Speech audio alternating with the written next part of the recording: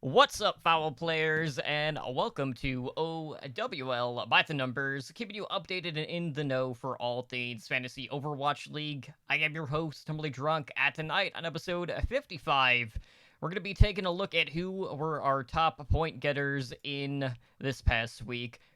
We'll let you know all of the news that has been happening around the league as we got some pretty big shakeups, especially out of the Dallas Fuel Camp. So, definitely something to keep in mind when setting your lineups. We'll let you know all about that.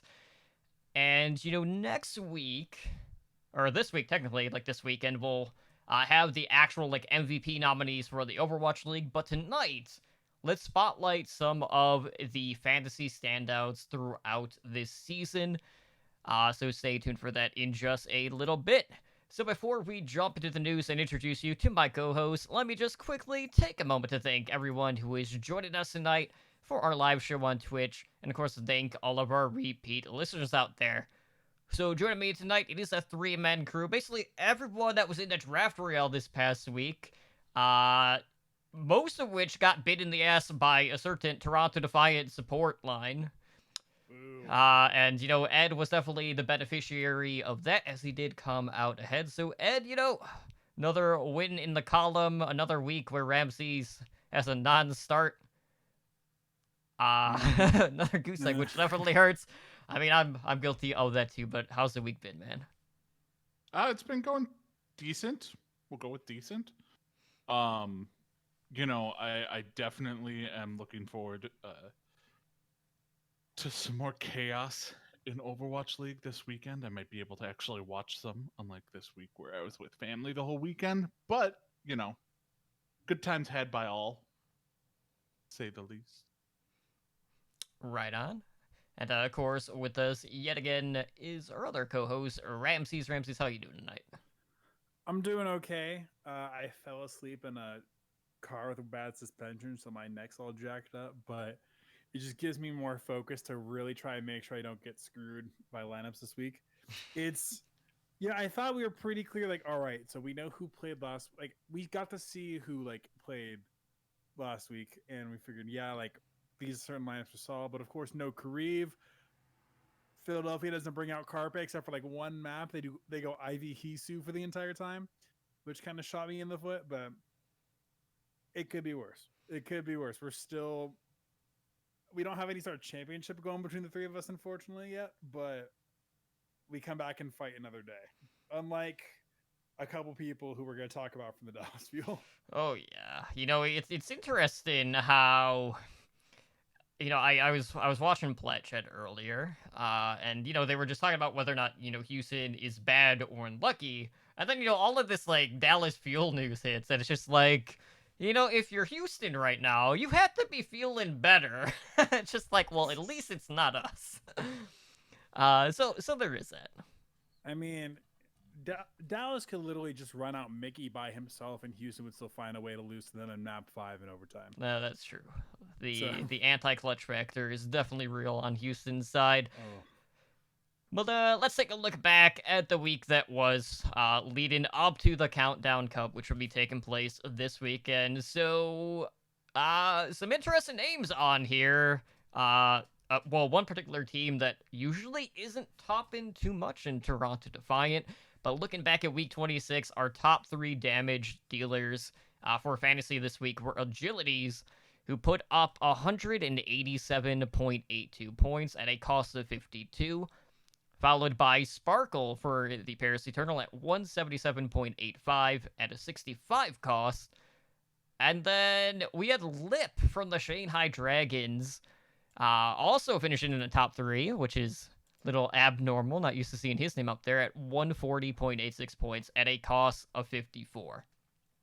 Now, we are in a Genji meta, so I can't say I'm too surprised to see Agilities every now and then poking his head into the top three. Sparkle, kind of the same case. But it seems like with Shanghai, it's mostly been Fleta that's been holding down the fort in that regard. So seeing Lip up here is definitely more of a surprise than the other two. But I will say, going into the Countdown Cup, I was looking through and comparing some of the cost differentials for a lot of these players that were making the top 3.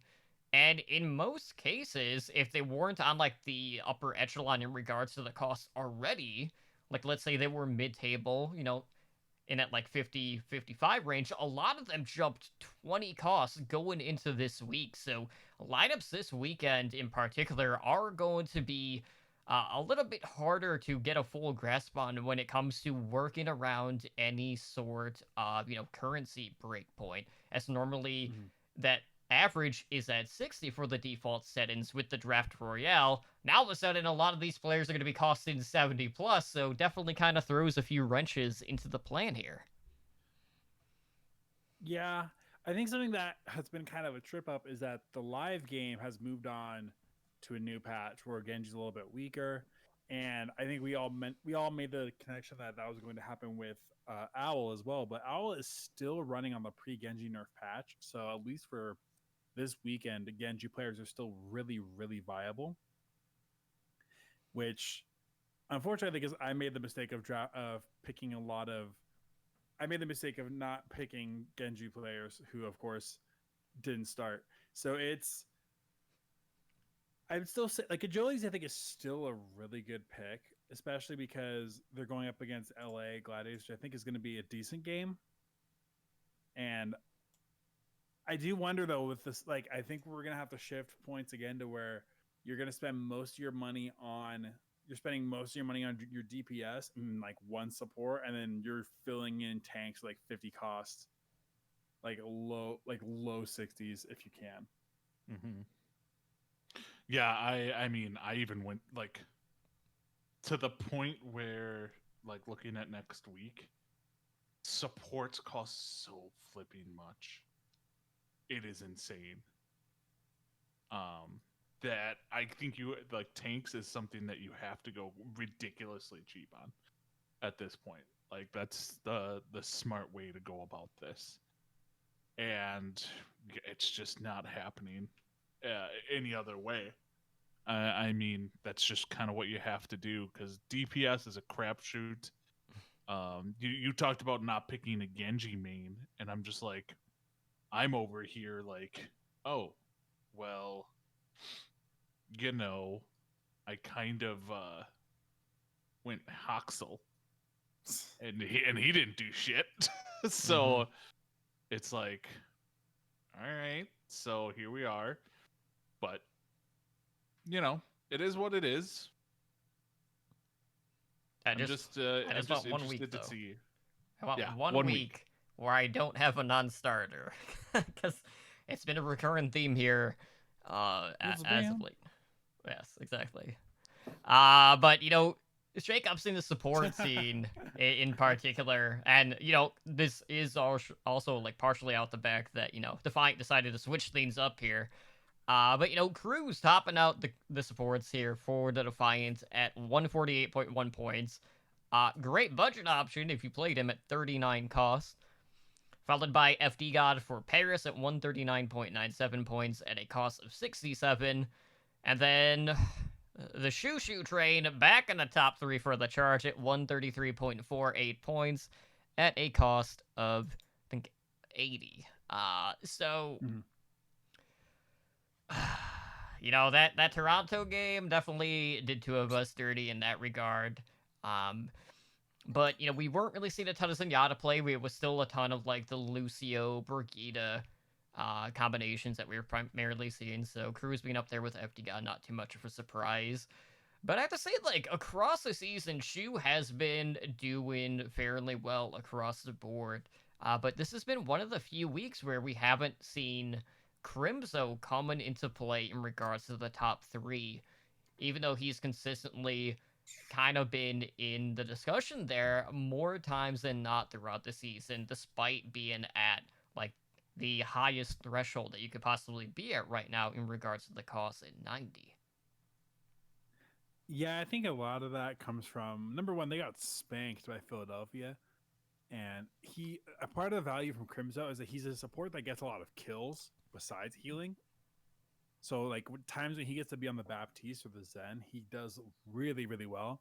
But lately he hasn't been on heroes that have gotten that have that same like damage and healing potential.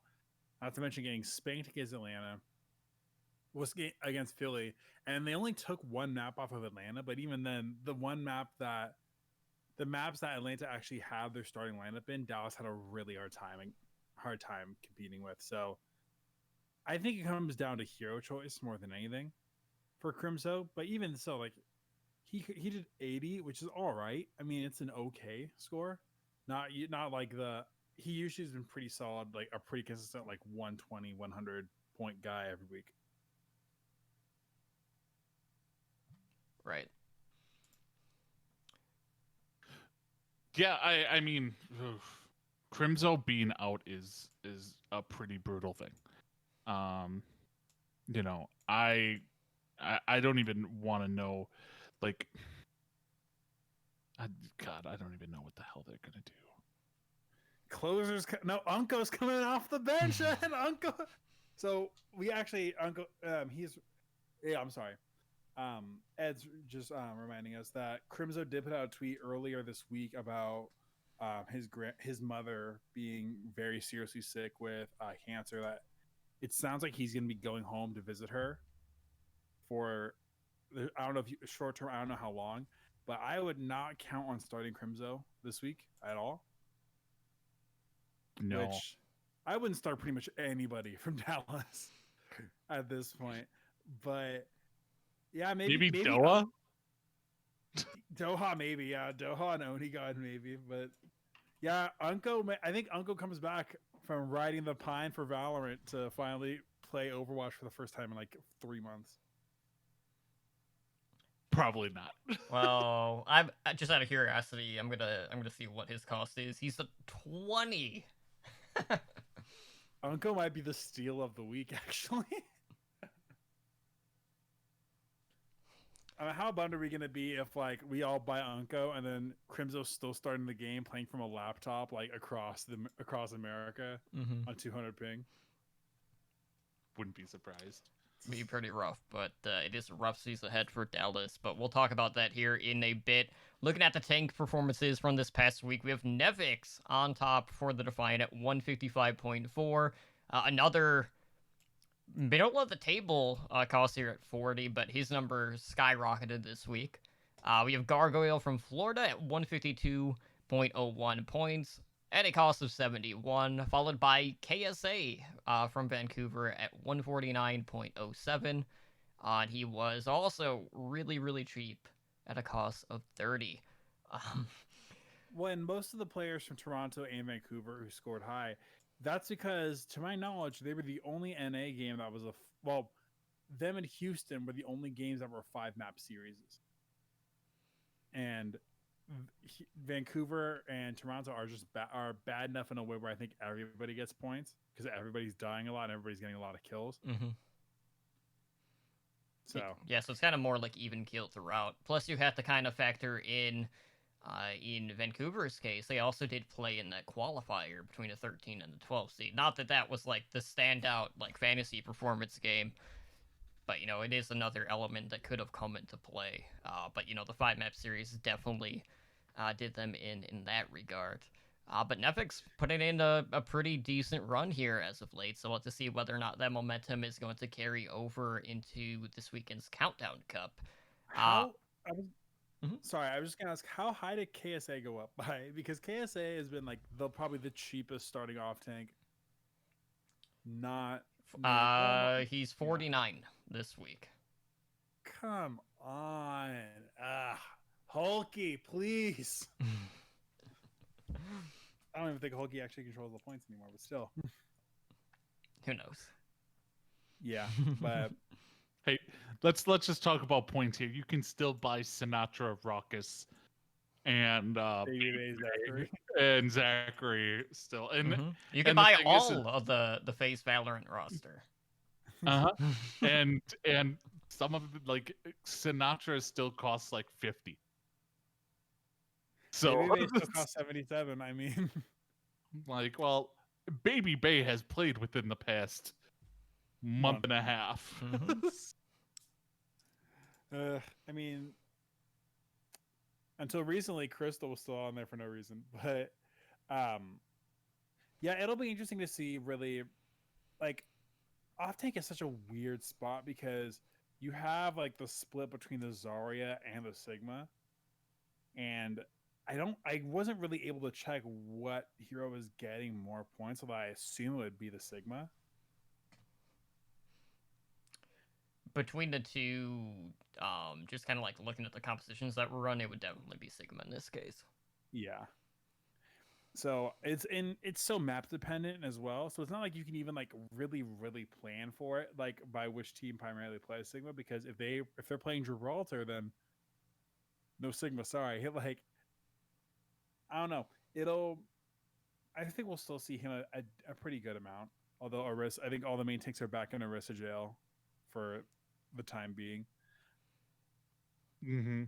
You know, It's gonna end up going back to double shields. You know, it's funny too because when I was recording part of Overwatch Recall earlier, talking about the new Orisa skin, it's just like, so Orisa has like a new like ice cream skin, and it's like, well, no matter how you paint it, it's not gonna make her fun to play. It's like, it's rough. But lots of stuff happening around the league this past week. Some personnel change between a couple of teams. On the Hangzhou Spark side, they parted ways with their head coach Mask, and now we have Patreon promoted to replace him. Spark. I think Spark had probably been the more frustrating team in APAC outside of the Dynasty at this point.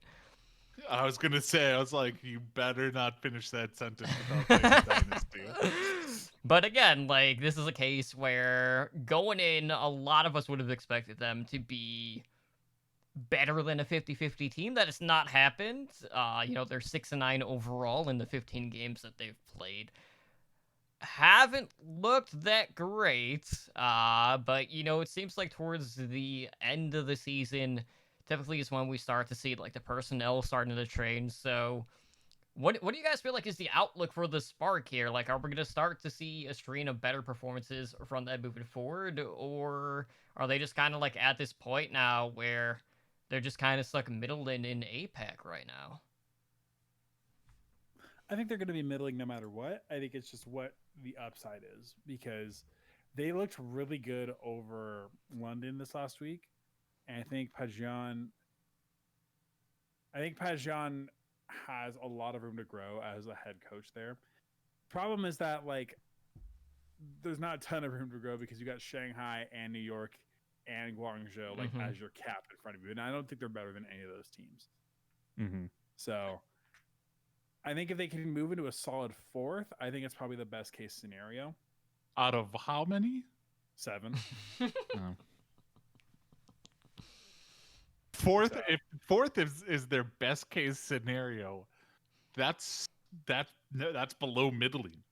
Well, it's too late. Like, the lineup, like, that's pretty much set. Like, they're not going to be moving. If like, if you fire your head coach at this point in the season, you're throwing in the towel on the season. You are.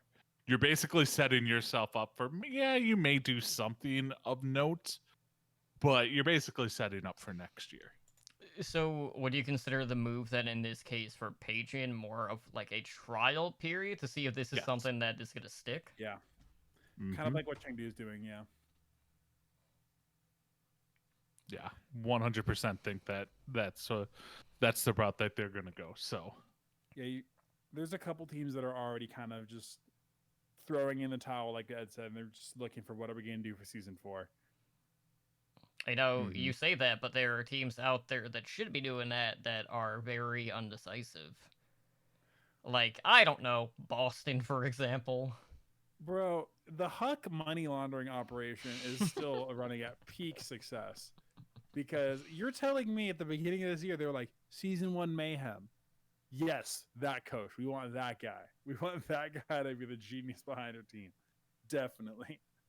I mean, when you have like a Myeonbong on Twitter being like, I hate my life and this sucks, I want to be out of here. You know the time is taken that they're already in contract negotiations for him. Yeah, definitely. What's crazy to me dire straits. Oh, man. We'll see. I mean, problem is I don't know how much you can actually scrape out of this Boston, because Myeongbong definitely is going to get a shot somewhere. I think Jerry will get a flyer somewhere. He's not going to be like a highly valued pickup, but I think Jerry might get a home. Other than that, I think Color Hikes might just be too damaged at this point. I think same for Fusions, which again, I don't think it's fair, but like I think those guys both. I think same with Halo, maybe Punk. Although Punk has put in the hours and grinded for long enough, I think he deserves a good shot. But Mineral, you pick Mineral out of everybody. So many good coaches and Mineral. Yeah. Yeah. No. Man, I think we just have to wonder now, like, so who's the next top tier flex support that Boston's gonna sign from Korea and groom into a really good flex support? Who was the first? Aim God. Well, no, Neko. Which Neko was good. Neko just stopped really being really good. But you had Neko and then Aim God. Neko's still been Persia's doing kind good of in an outlier. contenders. I mean, I'm still waiting to hear this really good Korean flex support. You like what top like skill wise they're probably like Myeonbong's really good. Sure, right? we'll Like, go with top 20. yeah, top 20 I think for all of them. Unlike I Ruckus, understand he's what not I'm top saying 20. here. I see the smirk you're giving, but like Neko like season 1 like was probably like a top. What, there were 10 teams. Neko was like a top 5 flex support season 1. I mean, in season 1, Boston also won a siege. Mm-hmm. Yeah, he was really good. And then Aim God looked really good in season 1 and 2 for in certain moments. Not in 2. Because he wasn't playing. We didn't see him at all. But like, Yeah. Aim God has looked really, really good in certain stretches. And then lately with Washington, he's looked pretty good, I will say. So far, let's get this Ramsey theories out there. First, The people the will find me right, Edna. the Spark look really good against the Spitfire. That's like, you know what? They look really good playing the Boston Uprising. No, that's just not something those that two happens. teams are on a different level. Spitfire is much better than the Boston Uprising. Well, that's not hard to do. You just compare the two teams. I'm not saying that the Spitfire are like the same team, but I'm saying comparing them in the APAC region, to me, yes, they're the worst team in that region. I don't know if Hangzhou is the worst team. I think they would still be No, London is the worst. London? Yeah. Yeah, and even then, like, I'm pretty sure London would probably be like Washington status at least right now. Okay, in so NA. let's compare it to Washington. It's like saying they look really good beating Washington. Yeah. That's not something you say in NA. Or they look really good. Hey, beating Washington Houston. could be Like, it's favored not- this week. Yeah.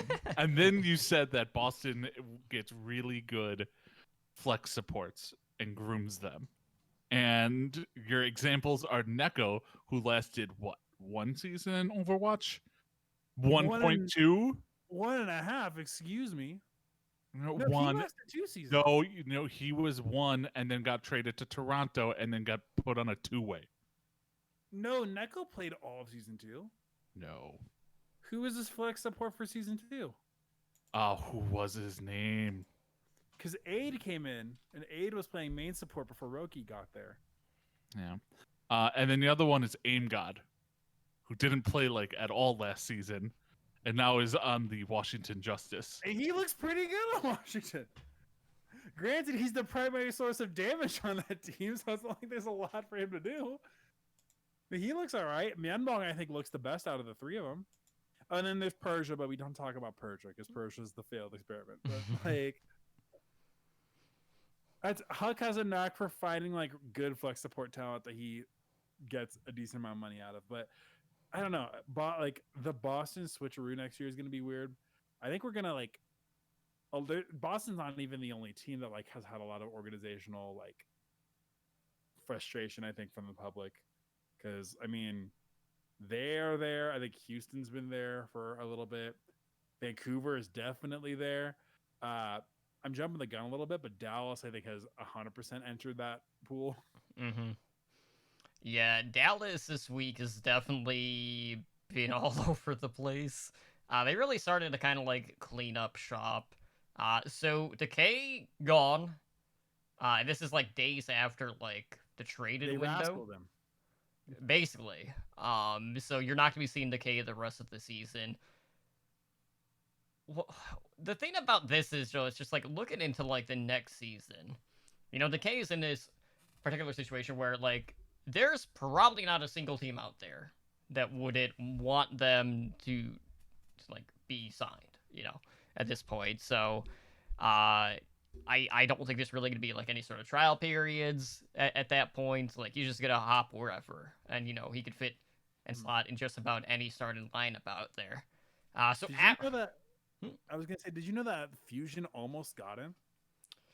According to one an assistant coach's tweet, where he And it said, doesn't matter, they didn't get him, but like, well, a Or lot he of could've just said- people have been tweeting Yeah. like, "Hey, come play with us," you know, trying to no, like he recruit. tweeted, "I know things fell through with the Fusion in the off season."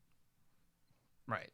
but like, come like call me in a month. Like, Yeah. Well, first off, they would have had that means they would have traded Sato. I see nothing. I see that as nothing but a win. Complete win. But no, just because an assistant coach was like, "I know things fell through talking in the summer," doesn't mean that he was going to join the Fusion. It means he probably talked to the Fusion. He probably talked to a lot of teams. Mm-hmm. Yeah, but Decay is gone, and he will not be coming back for this season. So you gotta hope. You gotta wonder if he goes back to Contenders for a little bit, or if he just takes some time off. Or he doesn't play. Yeah, because we don't really Doesn't know. come back. We don't 100% know what the situation is with him, because I know Brad Virgiani with the Reign was implicating that it's because he was tired of the game and he didn't want to play anymore. He was playing Valorant, as well as team frustrations. Decay has gone on record saying like it's not about the game, and he's streaming plenty of Overwatch. That like don't believe everything you hear. And then Hastro, who is the I think the head executive within the Dallas Fuel, pretty much went on Twitter and threw Decay under the bus really hard, pretty much saying that he was refusing to practice and refusing to play. Which, regardless of, before we get into whether or not that's true, it seems really unprofessional. Ridiculously unprofessional. Mm-hmm. To try and it seems like a character assassination again, just like they did with Rascal, where people called Rascal a diva, and Rascal was throwing fits and getting into fights with people and like during practices. And then meanwhile, Rascal goes to NRG, not even like San Francisco, just the NRG Contenders team is having a grand old time, is super committed, eager to work. Goes to San Francisco, is super committed, eager to work. I think it maybe brings up this idea that we've been I guess there's been a lot of rumors and conjecture put around the Fuel that the Fuel practice environment and scrim environment is particularly kind of lax, or when you have Korean players who are very eager to grind and scrim and get better and really commit all their day to it, clashing with kind of the more relaxed NA atmosphere of it. I think because this is I think either the third or the fourth big Korean talent that has had severe friction with the org. Right, because, you know, it happened with Count Effect, OG. happened with Rascal. And I did find it kind of interesting that Effect, like, made, like, a Dallas Fuel, like, Burn Blue song. Dropped his mixtape, yeah. Like, during all of this. But it's kind of got it to the point, though, that you really have to question where does, like, the buck stop at this point? So, not only is Decay released at this point, they also parted ways with one of their assistant coaches in Tickety. Their head coach, Arrow, is no longer with the team. So now you're just in a situation where they really don't have that much staff in going into this Countdown Cup. They play in basically like the knockout stage up against Washington Justice. They don't have Decay. They probably won't have Crimzo, and now all of a sudden you kind of have to like rethink about, okay, well, is this Washington's benefit at this point? But there's just something to be said about the way that Dallas does business, because obviously they came into the league, they put big money on the table to sign these abnormous like contracts for like these big names who were fairly run down at the time, even going into the Overwatch League. And here we are, 3 seasons in, and they're really still paying for that. Where every time they do bring someone in that could be like a centerpiece of the team, someone that they could, for lack of a better term, like franchise, they just continue to shit the bed. It's just like, what? At what point can we come down to like, okay, it's absolutely like this is the problem. It's either the coaches or it's someone above them. It kind of makes me wonder if the coaches really have that much decisions or like decision making power over someone like Castro. I would just like to point out that if you include coaches, Dallas Fuel has gone through more people than the Boston Uprising. Huck strikes again. I'm just throwing like this is something, this is purely on the organization at this point. Like Yeah. Well, because this was a problem before Arrow was there, even. Mm-hmm. And I even wonder, this is a lot of conjecture here, but aside from Raucus on Houston, there's not a lot of players around the league that are not on Dallas that are not extensively waiting out their contracts to play Valorant. At least that are immediately apparent to me. Because I think like you have other, like we'll get to the offseason. I'm sure there's going to be players who are starting right now who are going to go off and leave for the game. There's going to be players on the bench who come in every so often. They're going to go leave for that game. But Dallas has 1, 2, 3 if you count Trill. Like Dallas has at least 2 to 3 guys. Form and Taimu was still on the roster who are sitting with the express intention of like, we're going to go off and play Valorant. I know we've heard AKM wants to play, but doesn't get the chance to play. But like you have, even when Zach was on that roster too, you have a bunch of people on that roster who are sitting waiting to go play Valorant. And I think them just sitting around still being here really points to kind of like the lackadaisical like method that the org uses. I think that you really need to get. I know people have been, for one, you saw all the memes come out, people being like, save Doha, get Doha out of Dallas. Like, pray for Doha. Because now Doha's back is going to break. But I know that I think one of the popular takes has been like, get a Korean head coach. Get someone like Moon. Oh, Moon's not going to leave. Get a strong, regimented Korean coach to run this whole thing. Because if you kind of keep things in this relaxed NA atmosphere, and not NA atmosphere, but like in this relaxed atmosphere that I think is a little bit more common with Western orgs, you're never going to get where you want to be. Because even then, Dallas has been a team where it's tons of potential, but there's no execution. I don't think that a Korean coach would do that because you have Hastro, and Hastro is a very hands-on owner. There's something about the water in Dallas where you have jackass owners who try and meddle in shit that they shouldn't be. Like, plain and simple. Okay, let's look at Dallas. You got Hastro, who went out and just tried to buy a whole team. Well, that failed horribly. And then he went out and was like, I'm going to get the most expensive, high-priced, up-and-coming coach, and I'm going to bring him in. And that did nothing. And then I'm going to make all these flashy moves, and I'm just going to throw people under the bus who don't agree or don't fit in here, or just trade them. Like, I think this is a Hastro issue, and not like a coaching issue. I don't keep up on Call of Duty League at all, but from what I remember, the Envious COD team has been really consistent and pretty good lately. And I would have to imagine that Hastro has a similar amount of involvement on that team. So I'm wondering what the difference is. I don't know. I think he probably has more involvement with Overwatch. It seems. Well, either way, you're basically comparing a title where the players actually want to be there to play said title versus a lot of players that are basically just sitting and waiting out their contracts. Yeah, Like and that. with the Call of Duty, just to go to Ramsey's point, like yes, there is the Korean player work mentality. In COD, you don't have that. Mm-hmm. Right. There's no massive influx of Korean talent in this. So just throwing that out there, like probably just doesn't it fits with his style more.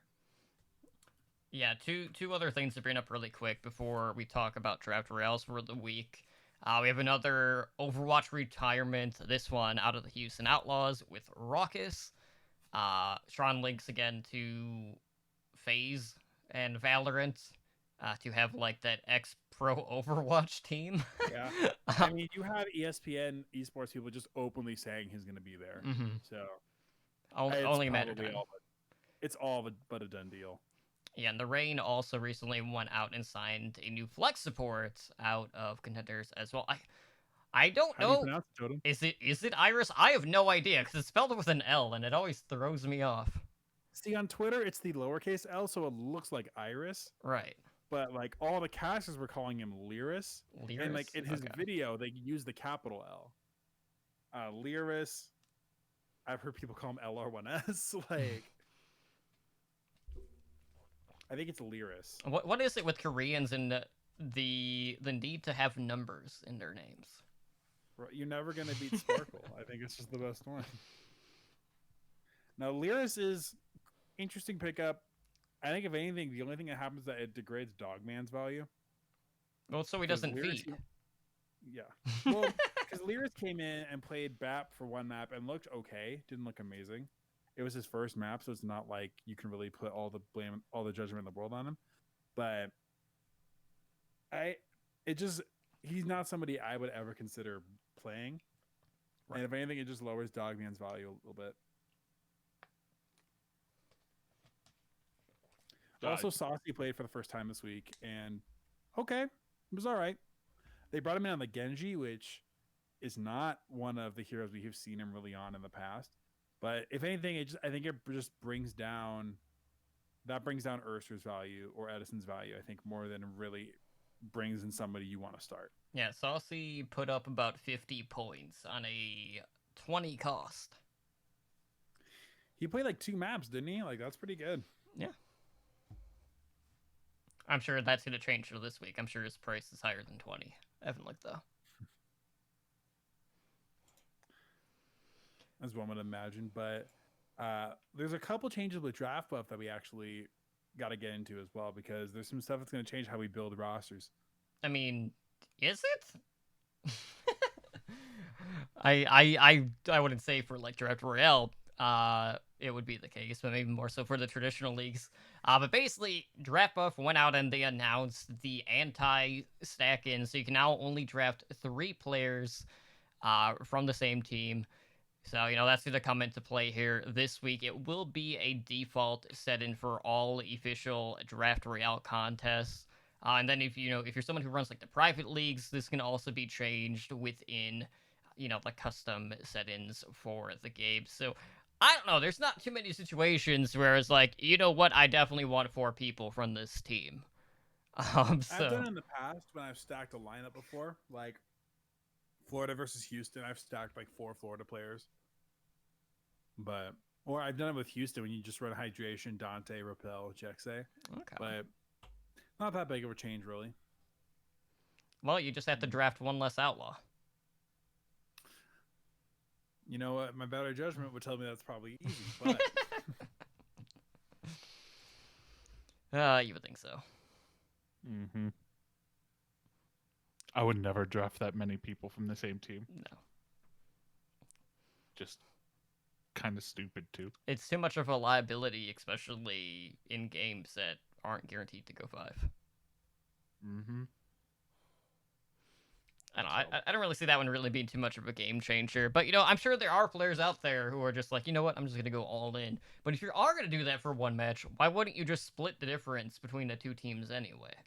yeah, had your bets. Yeah. So we'll just see on that end. But, you know, obviously this weekend is the Countdown Cup. And as I mentioned, a lot of, like, the player costs really changed this week, kind of all over the board here. So like I know I already put up our draft royale for the Countdown Cup. I was looking at some of the player costs. The average is so wonky this week. But you know, I'd say like there were still a couple of players that I'm like debating, but I'm like I don't know because like you know Hoxel is still technically like sort of a budget option, but you know, it's New York and they're going up against the Charge, who have looked like the second best team behind Shanghai in that particular region. But if like all of these player costs are suddenly, you know, 70 points, it really limits the amount of like budget options that we could really look towards at starting this week. Where you know, maybe like do you chance only like spending 20 points on someone like Unco in the hopes that maybe he comes in and plays? Like I don't even want to like even have that thought cross my mind, but like with how wonky things are, you know, all bets are kind of off here. I will say, Tuba to me has been interesting so far as a pick at 54 points or 54 coins. And I know I just wanted the don't pick up anybody from Dallas, but we know that Oni God's going to be playing the entire game. Right. And Oni God's only 50 coins. No. No, I was just looking at some prices from the people that I actually picked up this week, and Glister was one that stuck out to me as being someone. He's 60, but Okay. that's not too bad for a DPS. If you're looking at, I mean, tanks, I went hecka cheap. I went KSAA and Bianca, because Bianca is still pretty cheap out there, and has the it's still 47. So yeah, I just went with Bianca again this week. He did well. And then when you start talking about, oh, who am I going to take for budget support? And I'm just like, Shaz at 74. Like Jonak at 70. Like 70 is like kind of low end budget for support now. Like as weird as that sounds, like yeah, like support is ridiculously expensive. I just want to point that out. So if we could go ahead and change that, that'd be awesome. Yeah, because like if I'm just looking at support right now, I mean, there's 1, 2, 3, 4, 5 that are 90. mm-hmm. You know, and so like, yeah, Jonak is the 17th support. That's at 70. absolutely crazy. Like, but that's just how it is. Like, you know, who are you gonna take? Because there's nobody else who truly like. What are we gonna do? Right. You know, like, are you gonna go with Twilight at 64? And he may or may not play. Are you gonna go with Cruz again? You know, Closer maybe.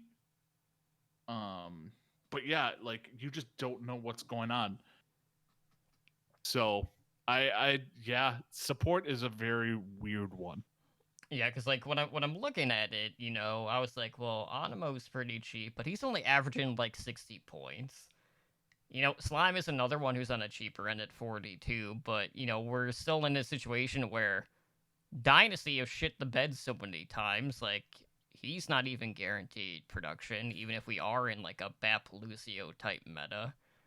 You know who I like is not agility. Sorry, talking about KSF at 47. because they brought him in as the primary Genji player with the Valiant, and they're playing the same team again. I don't see them really running that different of a strategy. He got 93 points for 47. That's a bargain. Mm-hmm. And you go cheap on him to try and bump up whatever like big money support you're gonna get. Big money, yeah. But yeah, it's the breakdown is very interesting, like you said, Ed, because it's like everyone's 70, you have a couple of 65, and it just drops like right after that. Mm-hmm. And so go budget on tank, get decent DPS, and then fit in your, like, honestly, your best bet is to just fit in your support last. So, and adjust accordingly. Yeah, so I know obviously we don't know what all the matches are going to be this weekend because, you know, we are in the tournament phase. But looking at the node matches, you know, there are definitely a couple of games that really stand out. Like, Charge Excelsior would definitely be at the top of that list in regards to, like, the APAC division. I think Toronto Gladiators could also be pretty close in that regard. But man, like, I've had a really hard time with the Gladiators because, like, from a fantasy perspective, they're a lot better than what their team actually is in the Overwatch League. You know, they have a lot of people that have really, like, snuck up as, like, some of the top earners just from, like, point per game average that you don't necessarily always get to see in the top 3, but because they're constantly a step behind, you know, being in the top 5 most weeks, that, you know, they're constantly keeping pace at that point in time. And we have really seen Agilities here as of late stepping up, you know, provided that Genji still is the go-to this coming week, which will probably still be the case. It's going to be interesting, though, kind of like seeing, you know, there's a lot of talk about how the Hunters have been doing as of late. I can't imagine Wrecking Ball Zarya suddenly being able to be, like, the Achilles heel to, like, undo the foundation of the APAC region as a whole.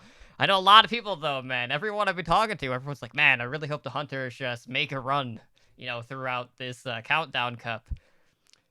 I'm not buying it, guys. I just do not see it happening in this case. Well, what's interesting as well is that because of how the seeding worked out, it's going to be probably Shanghai versus somebody that we haven't seen them play before. For like the last match of it, just because of where the bracket's situated. Because like Shanghai is going to play either New York or Guangzhou like immediately afterward. Mm-hmm. Gonna knock one of them out. Right. So they're going to be facing. I mean, you could argue either one would be like second behind them, anyways. Yeah. Yeah. I honestly think the best fantasy matchup, it will be the Justice versus the Fuel. Mm-hmm. I can see that map easily going to 5. It's gonna be Jungle Ball. Yeah, but I can't tell you who to actually start on either team. But I think that map has probably the best potential to go to 5. So, in a situation where the Justice pull off the upset here, would that be the shock pick in regards to like opponent like going into the quarterfinals there, since they are the top seed? Oh, 100%. Unless the Titans beat the Reign. Can you imagine? If the Titans beat the Reign, Titans are the pick. But I don't see that ever happening. So it would probably be the Justice if they beat the Fuel. And if the Fuel beat the Justice, the Fuel will probably be the first pick. Right. Or Houston if Houston well, actually, no, it's going to be Dallas over Houston. I think if Houston and Dallas somehow both manage to make it past round 1. I think you picked Dallas over Houston just because of the turmoil the team's in. Yeah, that'd be a pretty safe bet. Because, like, who knows what sort of looks we're even going to get from Dallas this week. And, you know, that... AKM Genji coming back from the dead. Yeah, those 4.5-minute blades, you better watch out. Oh, man, and that'd be brutal. But, you know, that support line probably going to be fairly susceptible this week in particular for the Justice. So we'll see whether or not the DPS are gonna make do with that. But of course, this weekend we're also gonna learn about the nominees for the MVP for the Overwatch League.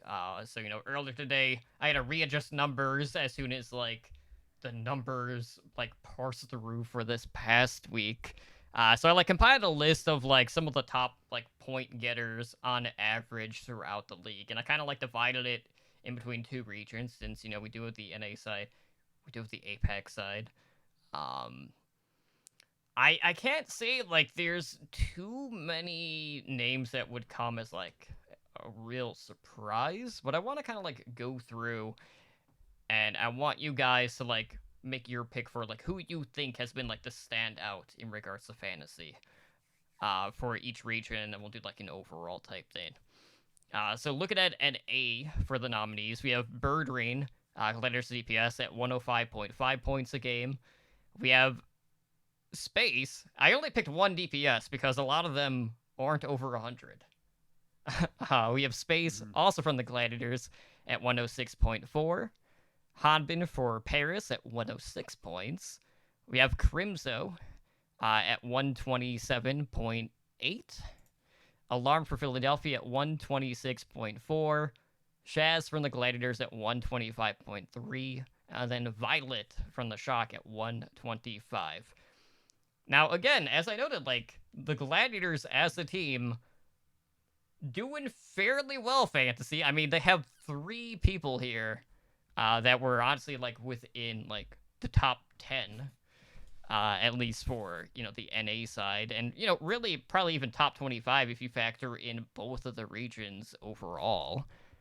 But obviously Crimzo has kind of been the most costly if we're talking about the draft royale currency out of the lot here. But who would you guys think or nominate as the standout for the year so far? Whether it's factoring in their points total, how often we've actually been seeing them in play.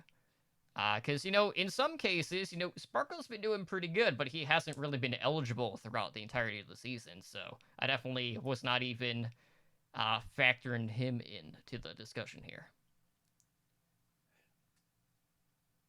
I think it goes to, for me, I'm sure you guys have a different opinion. I think it goes to Crimzo.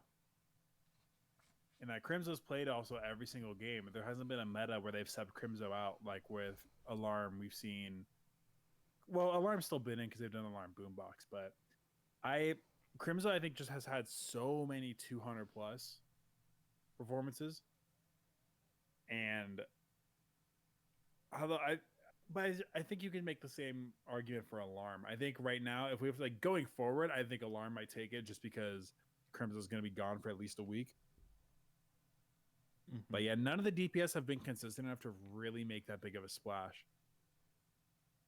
I would say, honestly, and I know this sounds bad, but I would give it to Sparkle, who's not on your list. But I would probably, if I was to give it to a DPS player, it would be to Sparkle. He has had 2 bad weeks since he's come back. Otherwise, he's been getting about 130, if not more. Almost he's got 2 over 130, 177.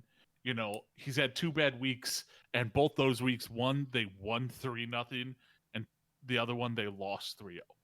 They got rolled over by the Shock. But from this list, I would have to go Alarm over Crimzo. Just for the simple fact that Crimzo I knocked down because of the shitty organization.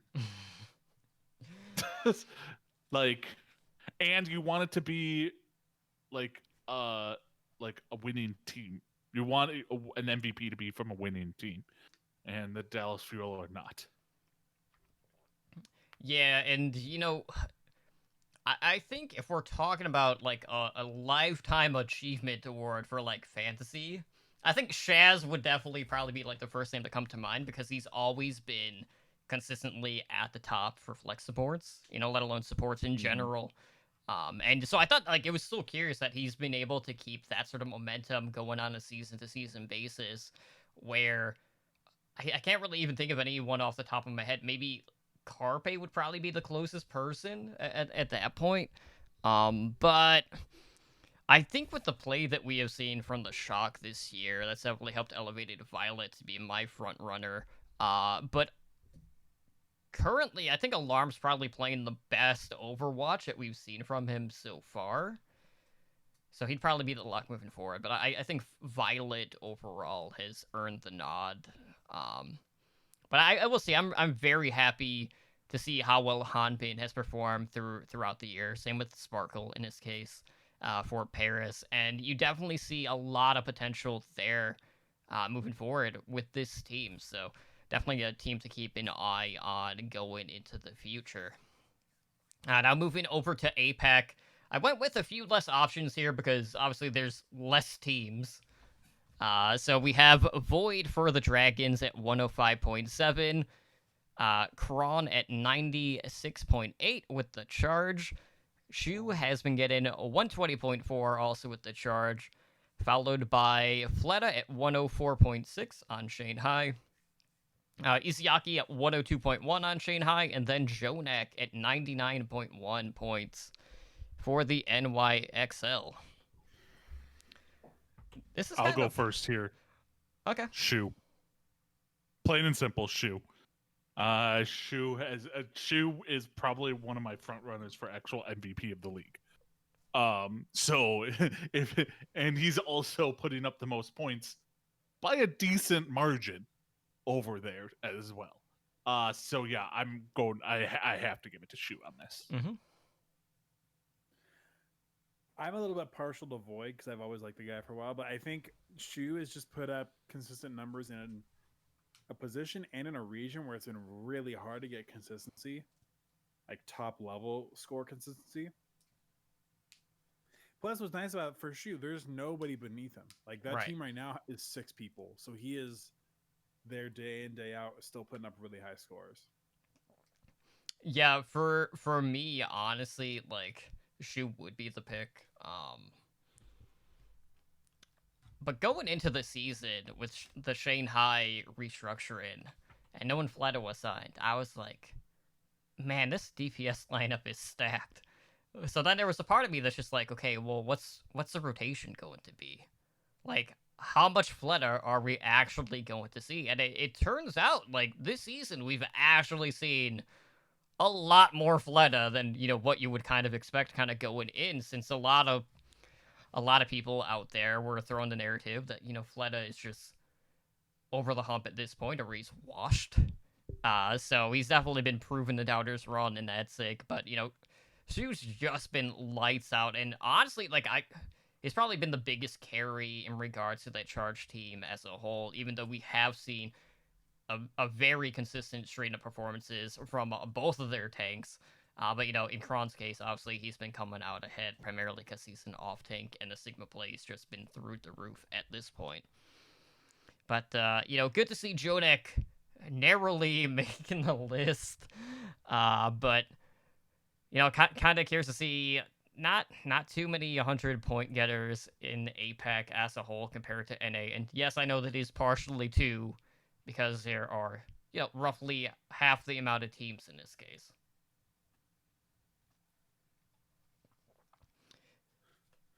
Yeah, it's in a world where like all these guys should be putting up monster numbers. I think just because there's so many good teams around them, it's hard for them to get like consistently really high numbers. So the 100+ point getters like Izayaki, Shu, and Krong, and Void, I think are especially standing out. Mm-hmm. All right. Well, I know we are cutting it pretty close here, and Ed, you have a show to get to. So let's go ahead. Let's close out the show for tonight. So if you guys want to help us out, please do us a favor.